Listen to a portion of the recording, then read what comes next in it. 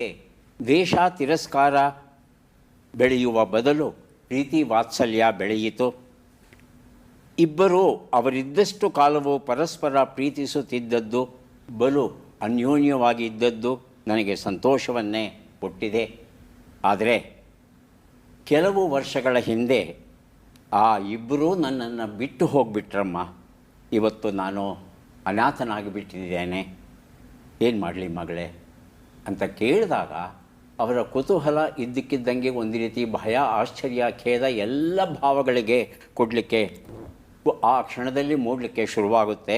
ತಕ್ಷಣ ಆ ಹುಡುಗಿ ಕೇಳ್ತಾಳೆ, ಸರ್, ನಿಮ್ಮ ಮನಸ್ಸನ್ನು ಸೂರೆಗೊಂಡ ಆ ಹೆಣ್ಣು ಯಾರು ಅಂತ ಹೇಳ್ತೀರಾ ಸಾರ್ ಅಂದಾಗ ಮಾಸ್ತಿಯವರು ದೃಢವಾದ ಧ್ವನಿಯಲ್ಲಿ ಹೇಳ್ತಾರೆ, ಆ ಹೆಣ್ಣು ನನ್ನ ತಾಯಿ ಅಂತ. ಕೈ ಮುಗಿತಾರೆ. ಕೈ ಮುಗಿತಾ ಇದ್ದ ಹಾಗೆ ಎಲ್ಲರೂ ಒಬ್ಬೊಬ್ಬರಾಗಿ ಅಲ್ಲಿಂದ ಹೊರಟೋಗ್ತಾರೆ.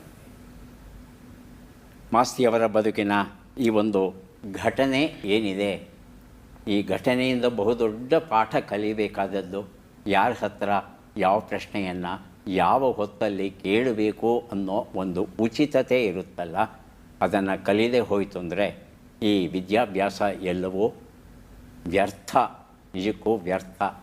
ಆದರೆ ಮಾಸ್ತಿಯವರ ಈ ಘಟನೆ ನಮಗೆ ಖಂಡಿತ ಒಂದು ದೊಡ್ಡ ಪಾಠವನ್ನೇ ಕಲಿಸಿದೆ ಅನ್ನೋದರಲ್ಲಿ ಎರಡನೇ ಮಾತಿಲ್ಲ.